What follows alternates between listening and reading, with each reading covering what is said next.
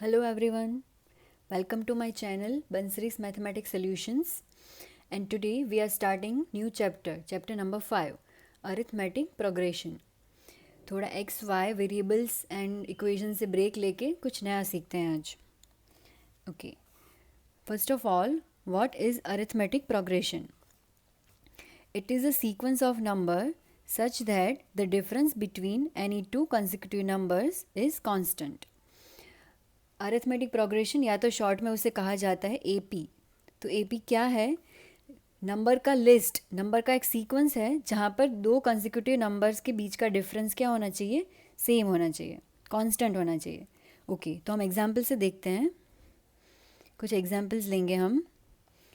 Suppose 1, 4, 7, 10, 13, 16, ऐसे करके last term है हमारा 31. तो ये हमें दिया गया है नंबर का एक सीक्वेंस, पर ये एपी यानी कि अरिथमेटिक प्रोग्रेशन है कि नहीं. तो देखिए, टू कंसेक्यूटिव नंबर्स का डिफरेंस, दैट मीन्स 4 - 1. 4 और 1 का डिफरेंस क्या है? 3. 7 और 4 का डिफरेंस है 3, राइट. उसी तरह 10 और 7, 10 - 7 is also 3. 13 - 10 is also 3. 16 - 13 is 3. तो यहाँ पर हम देख सकते हैं कि दो कंसेक्यूटिव नंबर्स के बीच का डिफरेंस कांस्टेंट है, चेंज नहीं हो रहा है, और यहाँ पर वो क्या है? 3 है. तो दैट मीन्स ये जो सीक्वेंस है वो अरिथमेटिक प्रोग्रेशन है. उसी तरह से हम दूसरा एग्जाम्पल देखते हैं. 5, 10, 15, 20, 25, 30 और हमारा लास्ट टर्म है 100. यहाँ पर भी हम देख सकते हैं कि दो नंबर्स के बीच का, दो कंसेक्यूटिव नंबर्स के बीच का डिफरेंस क्या है? 10 - 5 तो 5, 15 - 10 5, 20 - 15 5, 25 - 20 इज़ 5. तो यहाँ पर भी कॉमन डिफरेंस चेंज नहीं हो रहा है, कांस्टेंट है. तो ये भी अरिथमेटिक प्रोग्रेशन का एक एग्जाम्पल हुआ. थर्ड एग्जाम्पल लेंगे हम. 50, 48, 46, 44, 42. यहाँ पर मैं लास्ट टर्म नहीं लिख रही हूँ, और वो क्यों मैं आपको बताती हूँ बाद में. देखिए, यहाँ पर भी common difference between two consecutive numbers, 48 - 50 is -2, 46 - 48 -2. तो यहाँ पर भी दो कंसेक्यूटिव नंबर्स के बीच का डिफरेंस कांस्टेंट है. तो ये भी अरिथमेटिक प्रोग्रेशन का एक एग्जाम्पल हुआ. लास्ट एग्जाम्पल देखते हैं हम. 9, 9, अगेन 9, 9. यहाँ पर हम देख सकते हैं कि दो कंसेक्यूटिव नंबर्स के बीच का डिफरेंस क्या है? 0 है. ये डिफरेंस 0 भी हो सकता है, पॉजिटिव भी हो सकता है, नेगेटिव भी हो सकता है, पर क्या होना चाहिए? कांस्टेंट होना चाहिए, चेंज नहीं होना चाहिए. तो हमने जैसे फर्स्ट दो एग्जाम्पल्स में देखा कि डिफरेंस पॉजिटिव था, थर्ड एग्जाम में डिफरेंस नेगेटिव था, और फोर्थ एग्जाम्पल में 0 है. तो ये भी अरिथमेटिक प्रोग्रेशन का एग्जाम्पल हुआ. तो यहाँ पर हम देख सकते हैं कि फर्स्ट दो एग्जाम्पल्स जो मैंने लिए हैं उसमें लास्ट टर्म लिखा है मैंने. दैट मीन्स इस सीक्वेंस के टर्म्स हम काउंट कर सकते हैं. तो ये क्या हुआ? Finite AP. यहाँ पर जितने नंबर्स हैं वो काउंटेबल है, तो फाइनाइट एपी. और थर्ड और फोर्थ एग्जाम्पल है जो, वहाँ पर हम देख सकते हैं कि मैंने लास्ट टर्म नहीं लिखा, ये आगे बढ़ता ही चला जाएगा. तो ये क्या हुआ? Infinite AP. क्यों? क्योंकि हम इसमें कितने, इस सीक्वेंस में कितने नंबर्स है वो अकाउंट नहीं कर सकते. ओके, तो ये है basic idea of arithmetic progression. Now general form of AP. ये तो हमने एग्जाम्पल्स देखे, पर जनरल फॉर्म में उसे कैसे लिखा जाता है तो वो देखते हैं हम. A1, first term will be A1, तो सेकेंड टर्म क्या होगा? A + D. A plus common difference, जैसे हमने आगे देखा. थर्ड टर्म होगा A + 2 × common difference. Fourth term will be A + 3 × common difference. Fifth term A + 4 × common difference. और इसी तरह से हमें कोई भी, अगर किसी भी नंबर का हमें टर्म फाइंड करना है तो हम फाइंड कर सकते हैं. यहाँ पर जो A1 है, A + D है, A + 2D है, इसे कहा जाता है टर्म्स ऑफ अरिथमेटिक प्रोग्रेशन. तो ये हो गया A1, इसे हम बोलेंगे शॉर्ट में A2. ये है A3, ये है A4 and this is A5. ये क्या है? A1 means first term of AP, A2 means second term of AP. उसी तरह से A3, A4, A5 is third, fourth and fifth term of AP.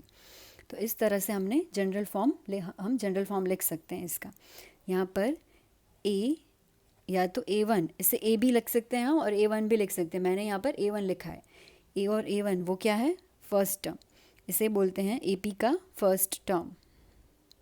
And D क्या है यहाँ पर? Common difference. ओके, तो एक्सरसाइज 5.1 के लिए आपको इतना समझना ज़रूरी था. क्या देखा हमने? AP is a sequence of numbers such that difference between any two consecutive number is constant. और जनरल फॉर्म देखा उसका A plus D, A plus 2D, A plus 3D, A plus 4D. First term A1, second term A2, third term A3, fourth term A4, fifth term A5. जहाँ पर A और A1 या तो A या A1 कुछ भी कह सकते हैं, वो क्या है? First term.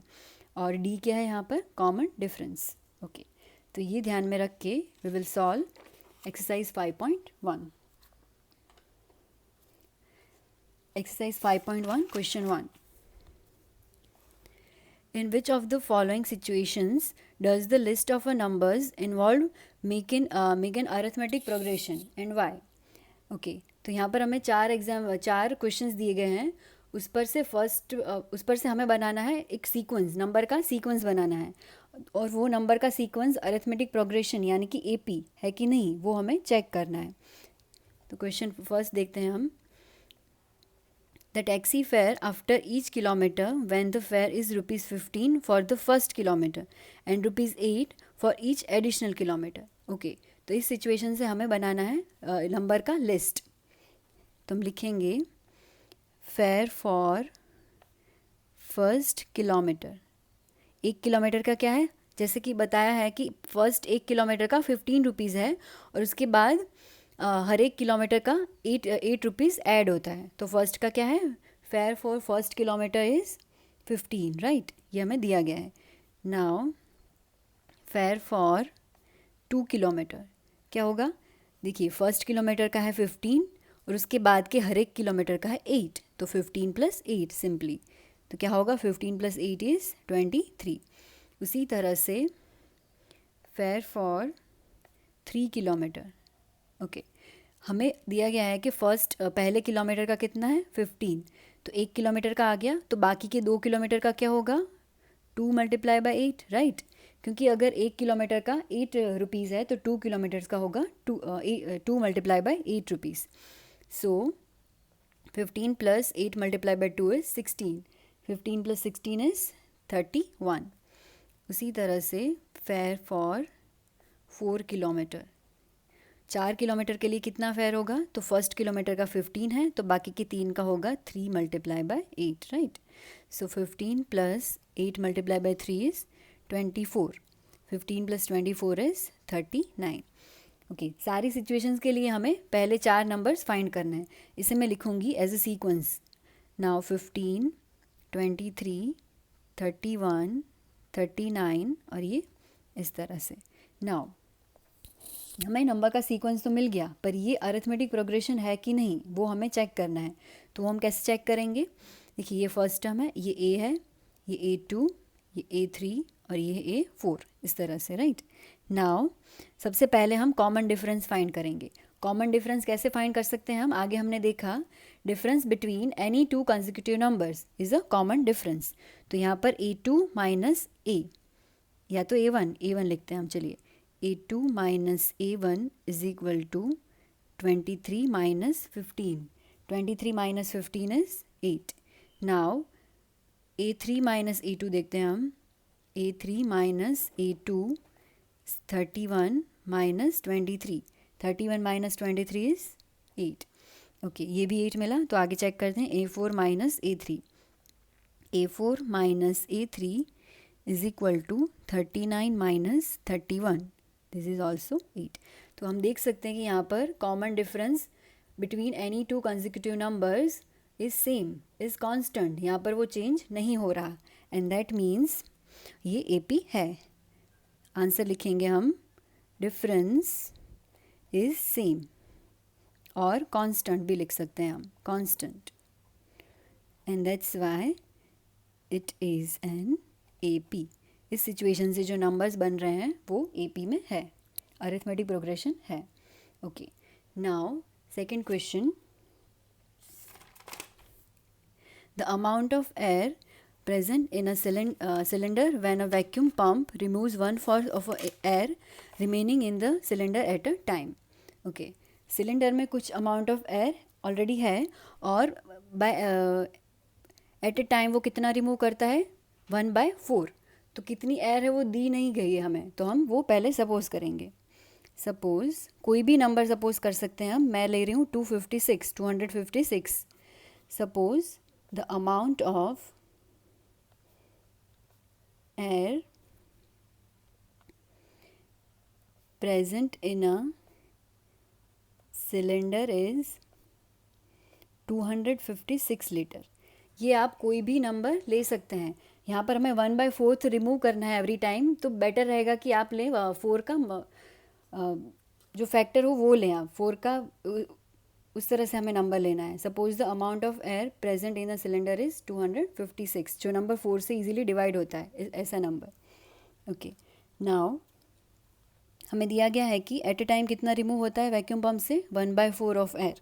ओके, तो स्टार्टिंग में 256 है, राइट, 256, और हमें रिमूव करना है 1/4 ऑफ 256।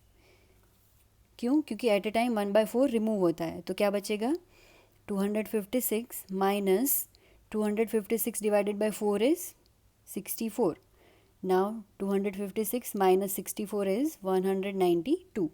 अब हमें कौन सा नंबर लेना है, 192, उसमें से 1/4 रिमूव होगा, तो 192 माइनस 1/4 ऑफ 192। यहाँ पर हमने 192 क्यों लिया, क्योंकि 1/4 that means 64 litre air remove हो गई ऑलरेडी, तो कितनी बची है, 192। नाव ये इसमें से 1/4 रिमूव होगी। Okay, so 192 minus 1/4 of 192, 192 minus 192 divided by 4 is 48. So 192 minus 48 is 144. Now हम 144 को कंसिडर करेंगे। 144 माइनस 1/4 ऑफ 192, तो क्या होगा, 144 माइनस 1/4 ऑफ 192 क्या होगा, 192 divided by 4 is 36। So 144 minus 36 is 108। उसी तरह से 108 माइनस 1/4 ऑफ 108। अब ये जो बाकी बचा वो कंसिडर करना है हमें, तो क्या होगा, 108 minus 27, 108 minus 108 divided by 4 is 27। So 108 minus 27 is 81। Okay, हमें जो सीक्वेंस मिला हम यहाँ पर लिखेंगे। सबसे पहले तो कितना था, 256, बाद में कितना था, 192, 144, 108, 81। इस तरह से हमें नंबर का सीक्वेंस मिल रहा है। अब हमें चेक करना है कि ये AP में है कि नहीं। तो सबसे पहले ये A1, A2, A3, A4, A5 AP है कि नहीं वो चेक करने के लिए क्या चेक करना पड़ेगा हमें, कि दो कंसेक्यूटिव नंबर्स के बीच का डिफरेंस क्या होना चाहिए, कांस्टेंट। तो वो चेक करेंगे हम। A2 minus A1 is equal to 192 minus 256। 192 minus 256 is minus 64। Now A3 minus A2, A3 minus A2 क्या होगा, 144 माइनस A2 इज़ 192। तो 144 माइनस 192 इज़ माइनस 48। देखिए, अब हमें आगे चेक करने की भी ज़रूरत नहीं है। क्यों? क्योंकि यहाँ पर हमें फर्स्ट A2 और A1 का डिफरेंस मिल रहा है माइनस 64, और A3 और A2 का डिफरेंस माइनस 48, तो ये कांस्टेंट नहीं है। Common difference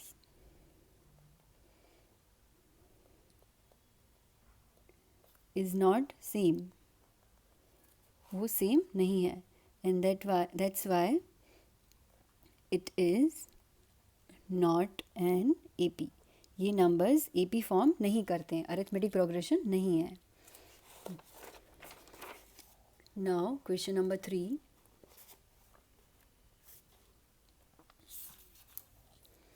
The cost of digging a well after every meter of digging, when it cost rupees 150 for the first meter and rises by rupees 50 for each subsequent meter. Okay. एक well हमें डिग करना है, उसका cost पहले 1 metre का है 150 rupees और बाकी के हर एक मीटर का, उसके बाद के हर एक मीटर का कितना है 50 रुपीज़. तो इस सिचुएशन से हमें बनाना है एक नंबर का सीक्वेंस. सपोज़ नहीं, यहाँ पर तो दिया ही गया है. तो कॉस्ट ऑफ 1 मीटर कितना है 150. ये फर्स्ट मीटर का 150 है. तो नाउ कॉस्ट ऑफ 2 मीटर कितना होगा, पहले के मीटर का 150 प्लस दूसरे उसके बाद के हर एक मीटर का कितना है 50. तो 150 प्लस 50 तो हो गया 200, राइट. उसी तरह से cost of 3 metre. Okay. Now पहले मीटर का है 150, तो बाकी के 2 मीटर्स का कितना होगा 2 मल्टीप्लाई बाय 50. क्यों? क्योंकि हर एक मीटर का दिया गया है कि 50 मीटर्स है, तो 2 मीटर का कितना होगा 2 मल्टीप्लाई बाय 50. So 150 plus 100 250. उसी तरह से कॉस्ट ऑफ 4 मीटर. तो पहले मीटर का 150 और बाकी के 3 का 3 multiply by 50. So 150 plus 3 multiply by 50 is 150. 150 plus 150 is 300. तो ये तीसरा नंबर मिला हम, फोर्थ नंबर मिला हमें. तो ये जो चारों नंबर्स हैं इसे हम सबसे पहले लिखेंगे सीक्वेंस में. 150 200 250 300 350. ये A1, ये A2, A3, A4 और ये A5. आगे हम लेंगे अगर तो 350 आएगा 5 मीटर्स के लिए. ओके. तो हमें नंबर का सीक्वेंस मिला. अब हमें AP है कि नहीं वो चेक करने के लिए कॉमन डिफरेंस फाइंड करना पड़ेगा. तो A2 minus A1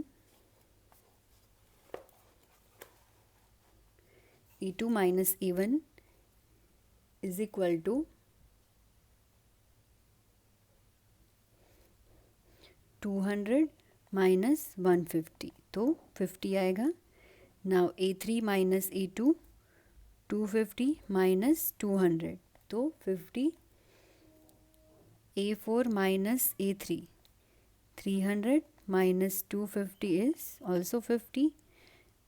A5 minus A4 350 minus 300 is also 50. यहाँ पर हम देख सकते हैं कि कॉमन डिफरेंस सेम आ रहा है. Common difference is same, and that's why it forms an AP. It is AP, right? Okay. Now last question of question 1. The amount of money in the account every year when rupees 10,000 is deposited at compound interest at 8% per annum. Okay.